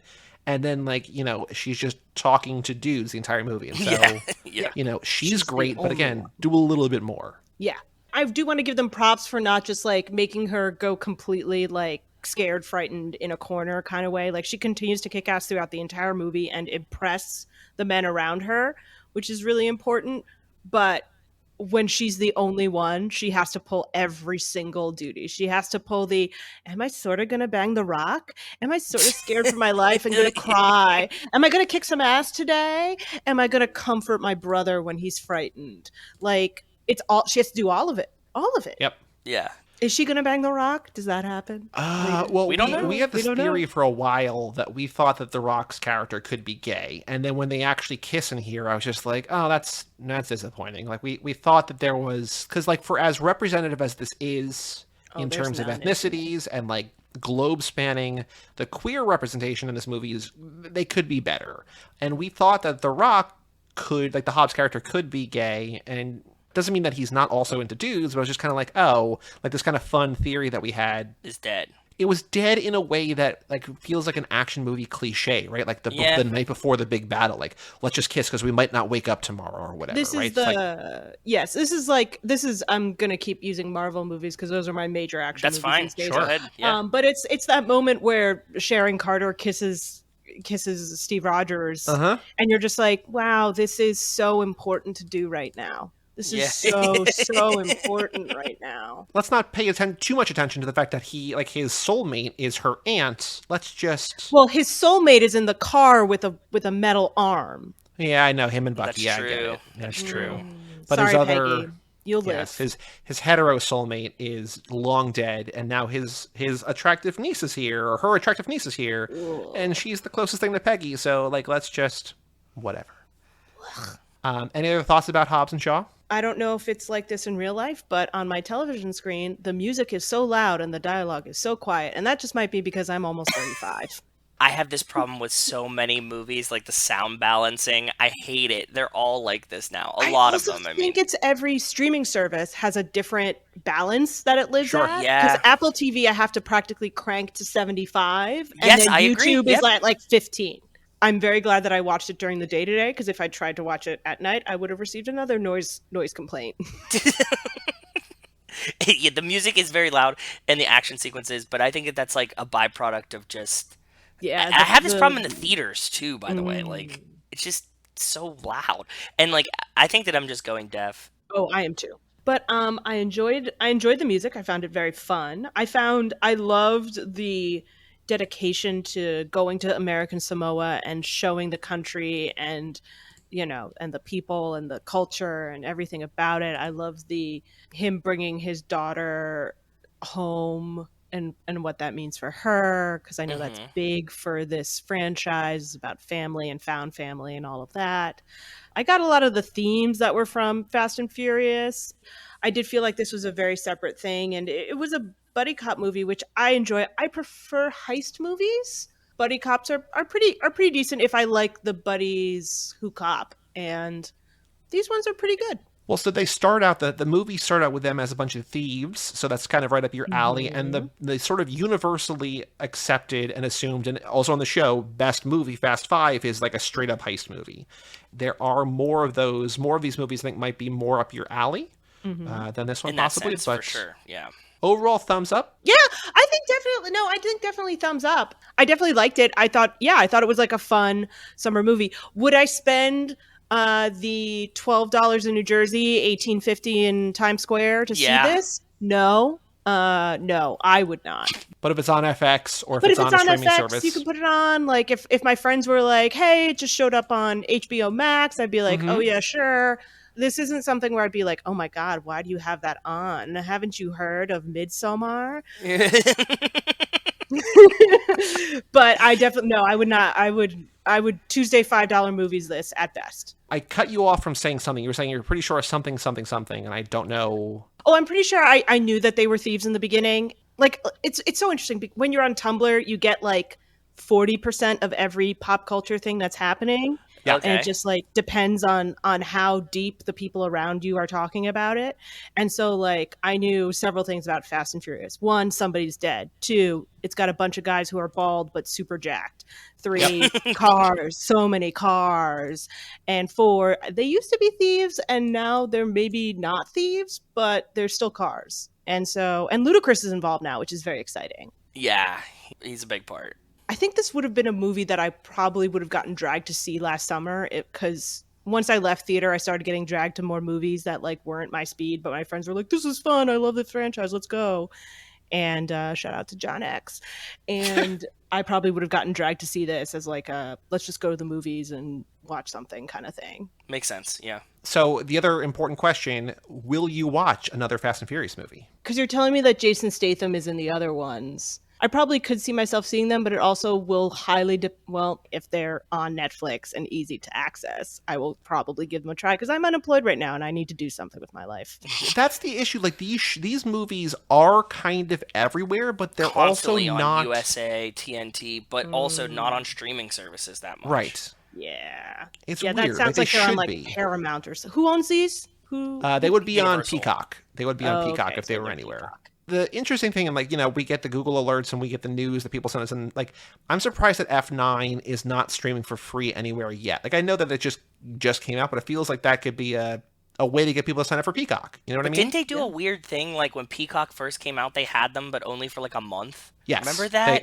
They had Harry Potter, and like they had a handful of movies that like Universal owns for like 30 days. It's like, well, the rights ran out. It's like, how you own them? But Harry Potter's on HBO Max now. That's true. All right, Tori, are you ready to find out? You might not know what the answer means, but are you ready to find out which Fast and Furious character you are? Oh, is it only Fast and Furious, or is it just characters in this movie? No, it's all Fast and Furious. There are characters from this movie, so there's a chance that you get someone that you know. There's a higher chance that you get someone that you don't know, but you'll probably know the actor. We'll figure it out. Plus, you get a description, and then when you watch the other movies, you have somewhere like a way to ground yourself. Yeah. I'm going to guarantee you right now, if there's someone who's a little type A and a little bit of a wet blanket, congratulations, you just found my character. You are Mia Toretto, just like me. Very cool. If you get Mia, that's going to be so amazing. So it's sort of like a BuzzFeed style or J14 quiz. 7 questions, 6 multiple choice answers per question. You can explain your answers or not. It's totally up to you. But are you ready to find out? I'm so ready. It's like the dating game. I can't wait. Tori, question number 1. How fast are you? NASCAR, roller coaster, Lamborghini Murcielago, Toyota Prius, Vespa, or Razor scooter? Now, when we refer to fast, do we refer to how quickly I walk down the sidewalk? However you want to interpret the question. All your own perceptions. I'm going to go with roller coaster. Big roller coaster fan. Question number 2, you probably know what's coming. How furious are you? The Hulk, Kylo Ren, Christian Bale in that one movie set that one time, Mel Gibson, Charlie Brown, or Jack McBrayer? 99% of the time, I'm probably Charlie Brown. Okay. But there will be times where I turn to the Hulk. So I'm going to say the nice little medium is Christian Bale, because he seems like he's pretty even-keeled. And then someday, someone's going to snap, and I snap back. We don't get too many Christian Bales. Good answer. The wrong person crosses your eye line, you're like, that's it. You're over. You're done. No. I have a very long rope that I will keep giving out and giving out and giving out far past when other people have finished their patience. But when that rope is gone, you better start making that news, because I'm coming for you anyway. Yeah. Joe, we could also, COVID era update this to Tom Cruise yelling about COVID on set. That one movie set. No, that's justified. It was. I do. Yeah, I side with him there. Yes. The volume and the action is not justified, but the sentiment is justified. So yes. I would put that at slightly below Christian Bale. Okay. I've heard people defend the Christian Bale thing, and I kind of understand, but again, it's over the top in a way, right? Oh, yes, yes. We can all be 100% right about what we're saying, but if we're throwing things at unsuspecting people's heads, then no, we're still wrong. Yes. All right. Question number 3. Tori, we're having a barbecue. How are you helping? Are you on the grill? All the food. I've brought it. Well, there's a couple different food ones, so we're going to see here. So are you on the grill? Are you saying grace? Are you kicking back with a beer? Are you babysitting? Are you being the entertainment? Or are you sneaking a snack? Oh, it's I'm on the grill. Okay. I can't tell you the number of times I've showed up to Girls Weekend with all the food that we're going to eat, and the hostess just goes, "Well, we'll eat this food later this week." Well, will you invite me to the next Girls Weekend, because that sounds fucking delightful? You can please follow me at CHARQTORI, and you can enjoy the charcuterie platters that I've been making at Girls Weekend. Charcuterie? I love that. Down. All right, Tori, and this again, kind of. There might be an answer in here that fits that, but you've got time to kill. What are you doing? Are you grabbing a bite, so maybe, working on your car, hanging with friends, drinking a beer, working out, or doing work on your computer? I've got time to myself. Couple hours downtime. I'm going to say grab a beer because that is emblematic of the idea of I'm not doing jack shit right now. Okay. So we'll go with that one. Feet up. No thoughts, just in my head. Sure. Beautiful. I don't want to jinx it because there's still 3 questions left, but if it ended right now, you would have a character that we've never had before. So we'll see if that continues. Okay. Number 5, Tori, describe your wedding. I'm never getting married. It's just me and my partner. It's us and our families. It's a backyard country affair. Everyone I know is there. I don't remember. My one sister is getting married in 4 weeks, and in 8 weeks, and the other one's getting married a year after that. So I have weddings on the mind right now. Well, if you ask my dating life, I'm currently never getting married.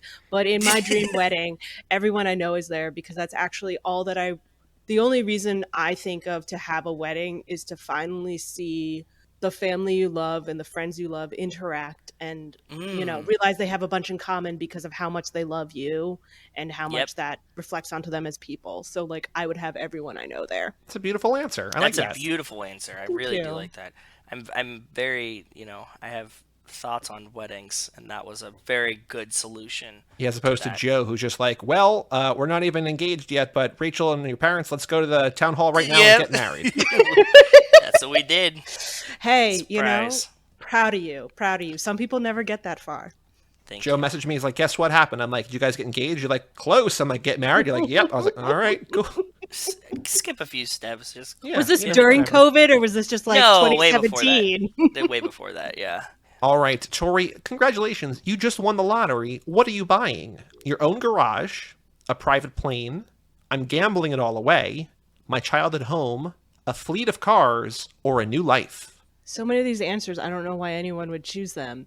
But they'll kind of relate to Fast and Furious things. Okay, all right. I see what's going on there. So, all right, because I was like, pay off my student debt, pay off my parents' mortgages, maybe buy a nice car, but like that's like number 12. Actually, I would get my childhood home. It's actually my big goal is to eventually buy back my great grandmother's house that we grew up with. She passed when she was 101 and a half and I was 16, and we had to sell that home because the great grandkids were 16, the grandkids were 45 and already in their houses. Like, no one was going to take this thing, and I would love to get it back. And where's it at? Was it a cool house? What do you remember about it? It's in Keyport. It was built in 1929 by her husband, my great grandfather. It was we had to divide the land up, so it was this giant house on the corner. I say giant. It was a 2-story house from 1929. There was one bathroom on the second floor. But sounds like my house. It was a house on the corner, and then there were basically 2 lots next to it that it owned, and there was a giant holly tree right on the line. And when we sold the house, we split up the property and the holly tree came down. And that was a 50-foot holly tree. It was enormous. Yeah, my parents are selling their house and they just took down a huge oak tree in their backyard. I mean, they've been dying for a while, but it was one of those just like this, it was a tree that was like the tree in the house for a while, right? And it's like when a big ass tree goes, it's kind of it's a moment. It's a thing. Yeah, it's a thing for sure. Oh, yeah. When I go into my mother's house now, I'm like, this doesn't feel like my childhood home because she's redone so much of it. Yeah. Like the walls are different. The floor is different. Like, it's not just like, oh, we got a new fridge. Like, I'm like, the colors don't match what I remember from being 8. Mm-hmm. Anyway, I would buy my childhood home. Thank you for asking. Perfect. One more question to figure this all out. And all I don't know, right. we might have a character lock here. I don't know if we're going to be able to overtake this insurmountable lead now. But Tori, what is your drink of choice? Belgian ale, Corona, something fruity, water, whatever's cheapest, or just Joe's going to drink. Just get me one of whatever you're having. Well, I don't drink a lot of alcohol, so my answer is actually going to be something fruity because that's the only way to hide the taste of alcohol underneath. Fair. But if Coca-Cola had been on there, that would have been my answer because I will caffeinate. I forgot that we have negative point value sometimes, so you're still the same character that you were, but it went down a little bit. You are not Mia Toretto. You are her brother. You are Dom Toretto. You are the Vin Diesel character. Tori. Your stoic attitude is intimidating, your cool demeanor under pressure is inspiring, and your expertise under the hood is envied, but all those pale in comparison to your loyalty to your family. You may claim to live your life a quarter mile at a time, but there is nothing you wouldn't do for the people in your life. And at the end of the day, nothing makes you happier. Here we go. Than throwing something on the grill and sharing a few Coronas with your familia, and you drive like the wind blows. Is this the part where I admit that I hit a parked car 3 days ago? I'm going to say no, but also maybe yes. Yes. The joke was that everybody drives like the wind blows at the end of all of those. Like when we found the first quiz, they all ended with you drive like the wind blows. And we thought that we were like, well, then what does that mean? But doesn't mean anything. So we're all living life in the fast lane. Exactly. Yeah. It's so interesting because I don't think of myself as very stoic, but then I think of myself when I'm on a job. Because that's the other thing is that I presume we only see Dom really when he's either on a job or hanging with his family because he just finished one, or hanging with his family because he thinks he's done and he's not done yet. So that kind of actually does make sense because I'm very good at my job and very focused when I'm doing it. And to be honest, I did move from New York City back to New Jersey because I wanted to be closer to my family. I was sick and tired of taking the fucking 2 hours worth of trains just to what would have taken me 25 minutes to drive. You are the lifeblood of this franchise. You are Dom Toretto. I guess I have to watch those damn movies now. You sure do. All right, we've got 2 more games to play. First up, this ain't no 10-second race, aka Boy Do We Have a Podcast for You. Boy, do we have a podcast for you. Come and check out our show. Yeah. This is where we go on twitter.com, aka the Bird app. Find any tweet from anyone. You've already sent me your tweet, Tori, so thank you for that. And I have mine too. And we just tweet at them and we customize the tweet as we want. And we just say, boy, do we have a podcast for you. Link to the show page. There's a complicated scoring system that I'm not going to explain because this game is wildly difficult for seemingly no reason. But let me first review last episode. And Joe, we did a bonus one. We did it on the Talladega Nights episode with Brian because he played for Charity 2 episodes ago and Charity hit and he did not. So we're going to see what happened last time. I found Frank Alcorn at Frank Alcorn 4. I need a Fast and Furious movie with Will Ferrell as the villain and involving an intense golf cart chase. We said, if you ain't first, you're last. Boy, do we have a podcast for you. Nothing. Joe, you found Lily at @Lee_Lily. Being in the car with my mom while she drives is like being part of the Fast and Furious sequel with a sprinkle of Talladega Nights. And we said, when our moms start driving like that, we don't know what to do with our hands. Boy, do we have a podcast for you. Nothing. Okay. Then we have Brian, the reason we play this again. Brian found Frisbee at 97 Sizzle Dizzle. Talladega Nights 2 is going to suck without Paul Walker. Oh, actually, we didn't talk about that. Tweeted the weekend Paul Walker died, so that's what went through Frisbee's head back then. We said, you thought you could go to Talladega without saying goodbye? Boy, do we have a podcast for you. Nothing. And then Brian's charity tweet. Interesting. This is, Joe, this is the thing that we've seen before. He was responding to a response to an account. Yes. Ms. Cream saying, what's a movie that's very popular but you hate? She says, I'll go first. Men in Black, really dislike it. And then I Am Triple Agent said something about Twilight movies and the Fast and Furious movies and Will Ferrell movies without John C. Reilly. And we said, though we agree John C. Reilly makes all Will Ferrell movies better, Fast and Furious, Twilight, and some Harry Potter movies are dope. Boy, do we have a podcast for you. But, Joe, we've not had this for a couple months now. I Am Triple Agent suspended by Twitter. Nice. We've had that happen before a couple times. Did not block us. Account suspended. So, All no got points an incel. there. Maybe. Likely. That's the most likely thing that May it happened rest there. in peace. We've probably done this game like 100 times, and the success rate is like 5 to 10%. So there's no pressure here whatsoever. And so success is if they reply? So if they like the reply. tweet, you get a point. If they retweet it, you get 2. If they reply, you get 5. And if they email into the show, you basically win the game forever. Yes. Ooh. Has anyone won the game forever? We've got had an people. email. Rachel We've got one, actually but it we've wasn't had her. people be guests on the show, but not like through this game, but not the game that counted. Because we do this like sometimes just like in our free time too, and those work better because it feels like there's less pressure. I don't know. It's just a weird coincidence. Joe has 46 points, and I have 35.5, and we've both played this probably like no joke like 50 to 75 times. Yeah. And so we're averaging less than a point per time just because it's so, and like that's including me and Joe each getting like 10 or 15 points on a single tweet one time. Like it's like a retweet and a reply and a couple likes or whatever, right? So it's whatever. It's crazy. It's so hard. How have your guests done? Not well. I mean, I know. If you only get one, so what are you going to do? Max out well, so at like 5 Nico points? and Kevo did a whole lap, right? Mm-hmm. And so Nico has 27 points. Nice. Not bad. Kevo has 7. Cara, Gala, Regan, another one of our, did an entire lap with us, has 14. And then everybody else is, 5 or less. Oh, Mike Manzi did a whole lap with us, and he has 9. But like under an average of a point. So like if you get any points here, you're in the fast lane. You're doing great. So please, if you could read your tweet, like who it's from, and then what it is. And there's a picture in yours, so please describe it, and then also let us know how you want us to respond to this tweet. Great. So this is from Garth, who is at Turgid1M, and it's hashtag fast or slow songs or films. And he put Fast and Furious 9 lives. Now the 9 is a number, so I know that's important to this franchise. And then there's an image of Vin Diesel reaching out of the car real hard, and then it's a close-up on his really concentrating face. And then the third picture, he's scritching a kitty. He's giving the kitty a little scritch. It's very, very cute. It's the iconic Dom from, I think, the first movie. Reaching, but he's just reaching for a kitty cat to scratch. He's going to give it a little scritch.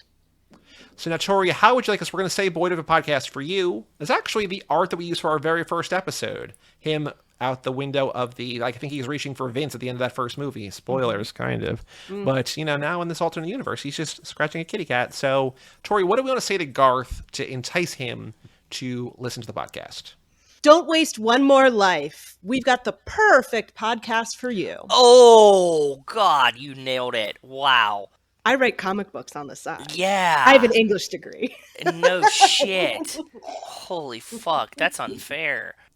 Sorry. No, it was good. It's just really good. I also made a perfect You made a joke to purr joke. Tori. I will admit, I stole your purr joke, so. I said it's perfect. I mean perfect. So. It's good. Very well done. All Very right. well done. I found this is a boring one, but I do think that there are 2 people here. Terry Kinnair at TDog6685 says, the Fast and Furious rewatch with the wife is over. Now for my indisputable ranking. So from the bottom up, number 4, then Fast and Furious 6, then F9, then Too Fast, then Fate, then Tokyo Drift, Furious 7, the OG, number 2, Hobbs and Shaw, and number 1, Fast 5. And then Trey Armstrong says, your ranking of Too Fast above 9th is the true tragedy. Not to mention F9 is better than F8. Your 1st to 5th, though, those places are legit. Okay. What makes Fast 5 so great? It's a heist kind of like movie. the Avengers. If you think about the first 4 movies as like they're assembling the parts, and then it becomes what it's actually going to be. It's a heist movie, yeah. So it's like that one's like a lot of fun for a lot of people. Nice. Even if you don't like these, it's actually just like a great heist movie on its own, so. Okay. Also, it's really hard to just search Twitter for Fast and Furious because there's a lot of people who just use that term now. Yes, In yes, life? we've learned. Like I was all like, "Oh man, I got a senator that said it." And I was like, "Oh no, it's not the fucking No, movie." it's about something else. Yeah. Well, that has gone away, luckily. Yeah, But we were in a yes, deep hole for a while about Fast and Furious. There was like an Operation Fast and Furious that was like about, I don't know. I don't even want to think about it. Yeah. So I'm responding to Trey, which also is going to hit up Terry, and I'm going to say, these are all correct takes. It's hard to rank 10 perfect movies. Boyd of a Podcast for both of you. I did. Perfect. Joe, what is your tweet? I have Steve thinks candy corn is good. Huff at Steve Huff. Instead of Hobbs and Shaw, it's Hobbs and Shaw about time traveling 17th century philosopher Thomas Hobbes and George Bernard Shaw trying to retrieve the anti-Cytherea mechanism from supervillain Leonardo da Vinci. I should probably keep that to myself and write it, but have given up. Yep, that's perfect. Boy, do we have a podcast for Steve. Tonight, we literally thought the exact same thing. For the first time on our podcast tonight, we had the exact same revelation. Tonight Steve. we got deep. 9 times in, and we got deep. Yeah. So in the episode we're recording now, for the first time, we had this exact revelation. Boy, do we have a podcast for you. Yes. Mm-hmm. So, Tori, we will have to check back in 2 weeks. So if you want to know how you did, come back and, check out the end of the F9 episode coming in 2 weeks. Or, just assume 0 points across the board. Yeah. What happens. I mean, I was just going to go to the tweet and check in on it. You could also do that. That's also do that, fair. Definitely, yeah. All right. The final thing to do is, dude, what's my car? Dude, what? My car. What? Your car, dude. So Jerry sent in batches of things. So this is the last one before a gap. And then there's a few more, and then there's another gap, and then he has the new rules, the new way he's doing it. So we still have a bunch of those to go before that. Cool. But I sent this to Tori on Facebook. So we're both going to give you clues, Joe. And I'm letting you know that he says we're going way old school here. It is American, okay, and the car is black. Yes. Thanks. That helps. Cool. And the spare tire is on the side of the door. I It's on the side of the door. Interesting. Okay. I would definitely say it's got 2 headlights. That helps. Good.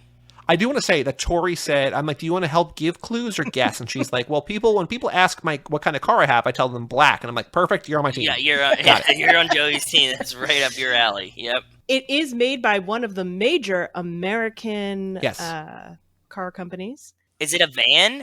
How does it have the door on the wheel on the side? I don't know. It feels like a feat of modern engineering that this wheel is on the side, because I don't know. It shouldn't be there. Is that fair to say, Tori, that that spare tire should not be there? I mean, this is the style of when it was around. Okay. Yeah. Cars of certain eras just they're it's about style, it's about showing off, it's about saying, look at all my hubcaps. Yeah. I will say the hood covering, the engine covering, the hood, not the hood covering, the hood covering the engine kind of looks more like a modern day lawnmower than a car. Okay.